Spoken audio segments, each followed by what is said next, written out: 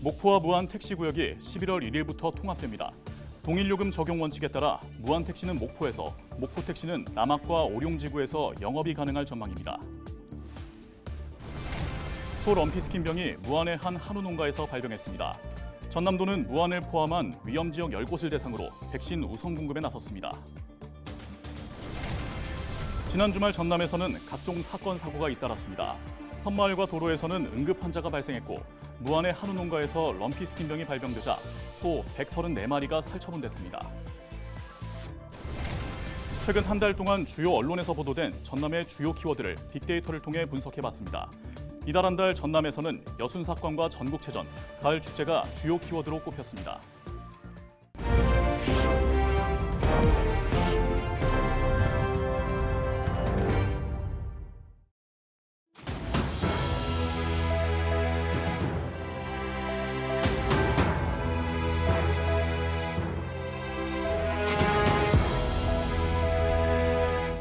시청자 여러분 안녕하십니까? 헬로티비 전남 뉴스입니다. 전남 목포시와 무안군, 남아고령 신도시의 택시 운송사업구역이 11월부터 통합 운영됩니다. 전라남도는 동일요금 적용 원칙에 따라 11월부터 무안택시는 목포에서 영업할 수 있고 목포택시는 남학과 오룡지구에서 영업이 가능하다고 설명했습니다. 앞서 전남도와 목포시, 무안군, 각 시군의 택시업계 대표들은 택시 운송사업구역을 통합하기로 합의하고 업무 협약을 체결했습니다. 소 럼피스킨병이 청정 지역이었던 전남까지 파고들면서 전라남도가 차단 방역을 강화하기로 했습니다. 전남도는 30일 간담회를 열고 지난 29일 전남 무안의 한우 농가에서 소 럼피스킨병이 발생하자 곧바로 재난안전대책본부를 가동하고 무안을 포함한 위험지역 10곳을 대상으로 가축 29만 마리에 접종할 수 있는 백신을 우선 공급했다고 설명했습니다. 또한 목포와 나주, 영암, 한평 등 소농장이 몰려있는 지역들을 중심으로 가축 반출입을 금지했다고 밝혔습니다. 한편 방역당국이 가축 전염병이 발생한 농가를 중심으로 최대 1km까지 PCR 검사를 실시한 결과 농가 14곳 모두 이상이 없는 것으로 파악됐습니다. 지난 주말 전남은 소 럼피스킨병이 발생하면서 방역당국에 비상이 걸렸습니다. 섬마을과 도로에서는 응급 환자 이송과 교통사고도 잇따랐습니다. 주말 사건 사고 소식 고정민 기자가 정리했습니다. 전남 무안에 있는 한우 농가입니다. 도로 주변이 모두 통제됐고 곳곳에서 방역 작업이 이뤄지고 있습니다. 지난 29일 축사에서 키우던 소 한 마리가 럼피스킨병 양성 반응을 보인 겁니다. 방역당국은 한우 농가에서 키우던 소 134마리를 모두 긴급 살처분했습니다. 역학조사 과정에서 전남은 도축장 출입 차량과 연관성을 찾지 못해 구체적인 유입 경로가 오리무중인 상태입니다. 정부는 앞서 흡혈곤충이 중국에서 선박이나 기류를 타고 넘어오면서 바이러스가 유입된 것으로 추정하고 있습니다. 전남의 각 농가들은 구제역과 아프리카 돼지열병까지 막아냈던 청정지역이 뚫리면서 노심초사하고 있습니다. 전라남도는 추가 확산을 우려해 농장 출입을 통제하고 백신 접종과 차단 방역에 힘쓰기로 했습니다. 지난 주말 전남에선 응급 환자 이송과 안전사고도 잇따랐습니다. 지난 29일 낮 3시 40분쯤 광양에선 관광버스에 타고 있던 50대 남성이 쓰러져 병원으로 긴급 이송됐습니다. 앞서 지난 27일 오후 5시 반쯤 담양의 한 도로에선 사중 추돌 사고가 발생해 4명이 부상을 입었습니다. 지난 28일과 29일 나주와 곡성에선 각각 가건물과 공장에서 화재가 발생했지만 소방당국이 발빠르게 대처해 큰 피해로 이어지진 않았습니다. 헬로티비 뉴스 고정민입니다.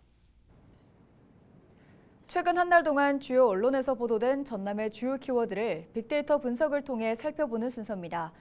10월 한 달 동안 전남에서는 75주기를 맞은 여순 사건과 전국체전, 각종 가을 축제가 주요 키워드로 떠올랐습니다.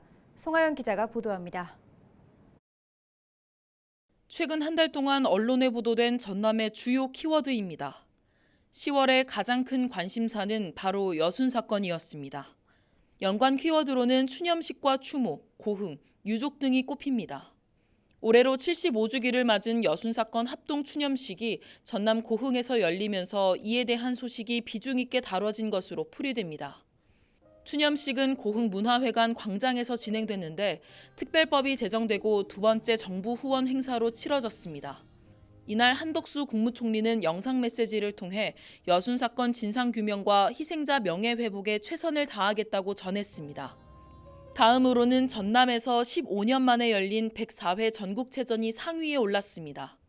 연관 키워드로는 도민과 목포, 선수, 개최 등이 언급됐습니다. 지난 13일 목포 종합경기장에서 뜨겁게 막을 올린 104회 전국체전.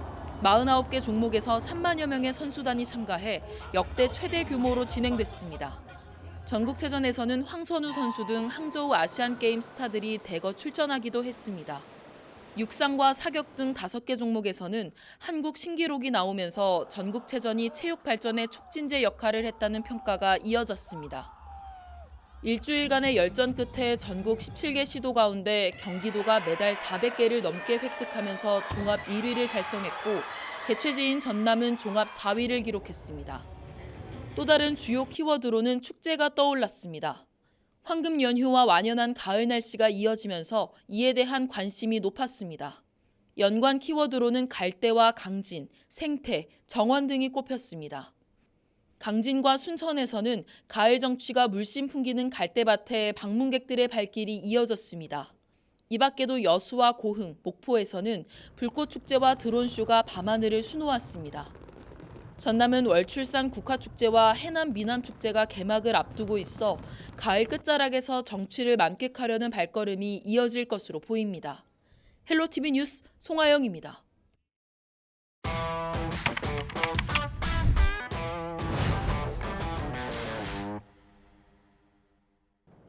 정치인들이 단식에 돌입한다는 뉴스 그동안 많이 보셨을 겁니다. 왜 곡기를 끊는 건지, 단식은 어떤 의미인지 궁금하셨던 분들 많으실 텐데요. 오늘 뉴스토리에서는 역사 속 사례를 살펴보며 단식의 성격과 의미에 대해 알아보겠습니다. 단식, 끊을 딴에 먹을식. 말 그대로 먹는 것을 끊는다는 의미입니다. 단식하면 어떤 장면들이 떠오르시나요? 우리나라에선 단식하면 보통 뉴스를 통해 볼 수 있는 정치인들의 투쟁이 주로 생각나는데요. 그런데 단식의 역사를 살펴보면 단식이 갖는 의미가 투쟁이 전부가 아니라고 합니다. 먼저 가장 세계적으로 알려진 단식은 1981년 아일랜드 단식입니다. 당시 영국군의 철수와 북아일랜드의 독립을 주장하던 아일랜드 공화주의자들이 교도소에 수용되자 자신들을 범죄자가 아닌 전쟁 포로에 준하는 지위로 인정해달라고 요구하면서 단식에 돌입했습니다. 이 단식은 영국 정부에 대한 저항이라는 성격을 띠었습니다. 교도소에 갇혀 있다 보니 저항할 수 있는 수단이 오로지 음식물을 섭취하지 않는 방법뿐이었던 것입니다. 이때 교도소 수감자 23명이 단체로 단식했는데요. 단식을 주도했던 보비 샌즈는 단식 66일 만에 숨졌고 모두 10명이 사망했습니다. 이 역사는 영화 헝거로도 만들어져 국제영화제에서 상을 휩쓸기도 했습니다. 또 다른 사례로는 인도의 지도자 마하트마 간디의 단식이 있습니다. 간디는 살면서 무려 17번이나 단식을 했는데요. 대표적으로는 종교 간 통합을 위해서 했던 단식이 있습니다. 1920년대 인도에서 힌두교도와 무슬림 간의 대립이 극심해지고 수많은 희생자가 발생하자 간디는 자신의 잘못이라며 21일간 단식을 했습니다. 이 단식은 참회와 자기 반성의 성격을 지녔습니다.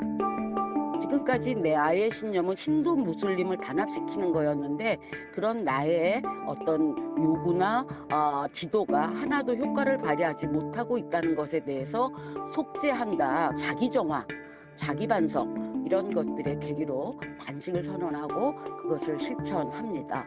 그런 것이 일반적으로 우리가 우리 사회에서 볼 수 있는 단식과는 상당히 다른 유형의 단식의 형태다. 그럼 우리나라 단식 사례를 살펴볼까요? 우리나라에서 단식은 투쟁 성격이 짙었습니다. 민주화 이전의 단식은 독재 정권에 항거하기 위한 수단으로 사용됐습니다. 김영삼 전 대통령의 단식이 많이 알려져 있는데요. 1983년 당시 가택연금 상태였던 김 전 대통령은 언론의 자유보장, 직선제 개헌 등 민주화 5개항을 요구하며 23일간 단식을 이어갔습니다. 그 이후로도 우리나라에서는 주로 정치인들이 자신들의 입장을 관철하기 위해 단식을 했습니다. 하지만 민주화 이후 정치인들이 해온 단식 투쟁은 이전 단식들과는 조금 다르게 봐야 한다는 시각도 있습니다.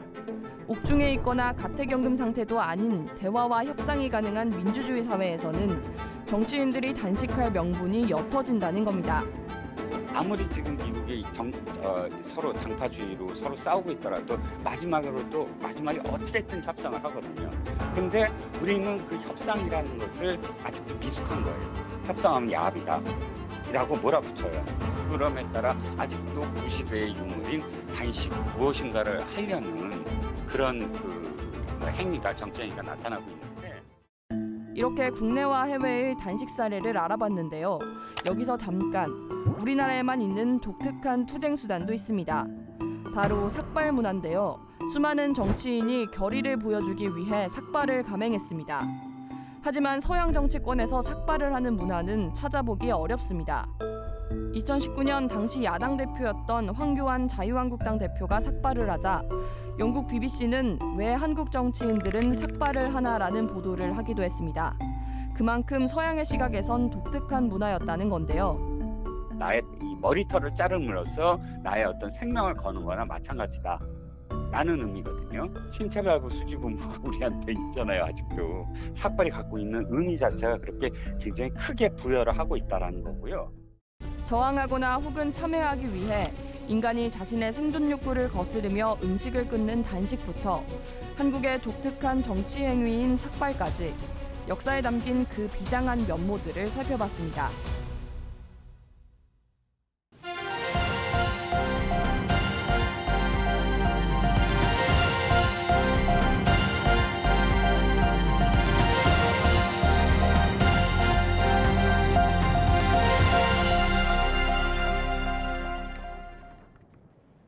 전남 보성 등량면의 한 주택에서 불이 나 70대 노인 한 명이 숨진 채 발견됐습니다.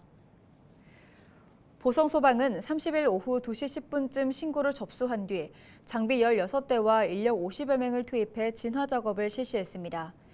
이 사고로 해당 주택은 전소됐으며 소방당국은 정확한 사고 경위에 대해 조사하고 있습니다. 2023 순천만 국제정원 박람회 폐막을 앞두고 노관규 순천시장이 지역 원로와 기관장을 초청해 감사 행사를 열었습니다. 노 시장은 정원 박람회 7개월 동안의 성과와 의미를 공유하기 위해 박람회 성공에 힘을 보탠 지역 원로 90여 명을 초대해 감사 인사를 전했으며 순천시의 새 미래 비전을 공유했습니다. 노 시장은 970만 명에 가까운 국민들이 순천을 찾아 순천의 위상이 높아졌다며 박람회의 성공 개최는 존경하는 지역 선배들의 도움 덕분이라고 강조했습니다. 그동안 순천이 해왔던 도시정책이 높은 평가를 받고 있는 것처럼 더 높은 순천으로 나아갈 수 있도록 최선을 다하겠다고 설명했습니다. 순천만 국제정원 박람회 조직위원회가 11월 1일부터 닷새 동안 박람회장 무료 개방 행사를 엽니다. 박람회 조직위원회는 그동안 박람회장을 방문하고 아껴준 국민들의 성원에 보답하기 위해 11월 1일부터 5일까지 국가정원과 순천만 습지를 포함한 박람회장 전체 구역을 무료로 개방한다고 밝혔습니다. 순천만 국가정원은 감사 행사 이후 11월 6일부터 정비에 들어가 내년 재개장 시기까지 문을 닫으며 순천만 습지는 국가정원과는 별개로 정상 운영됩니다. 여수시가 오는 12월 열릴 2023 한중일 e스포츠 대회를 앞두고 막바지 개최 준비에 나섰습니다. 여수시는 이번 대회의 성공적인 개최를 위해 한국 e스포츠협회와 전남도 등과 함께 협력 체계를 구축하고 연계 부대 행사와 가족 단위 관람객들을 위한 다양한 프로그램을 마련할 예정입니다. 올해로 세 번째 열리는 이번 대회는 한국과 중국, 일본 정부가 주도하는 최초의 정식 e스포츠 국가대항전입니다. 해남군이 지역 대표 특산물인 쌀과 배추, 고구마, 김 4종류를 해남 미남축제 현장에서 선보이기로 했습니다. 해남군은 미남축제 현장에서 지역 515개 마을의 배추를 활용한 김치 담그기 행사와 쌀과 김을 활용한 떡국 나눔, 해남 고구마 주전부리관 등 지역 대표 농수특산물로 먹거리 체험 행사를 진행할 계획입니다. 해남 미남축제는 다음 달 3일부터 이틀 동안 두륜산 도립공원 일원에서 열립니다. 지난 5월부터 열린 강진 붉은 불파 행사가 성황리에 막을 내렸습니다. 불타는 금요일엔 불고기 파티의 줄임말인 이번 행사는 강진군이 지역 대표 먹거리인 병영 돼지불고기를 연계해 기획한 관광 모델로 관광객 13,000여 명이 방문했습니다.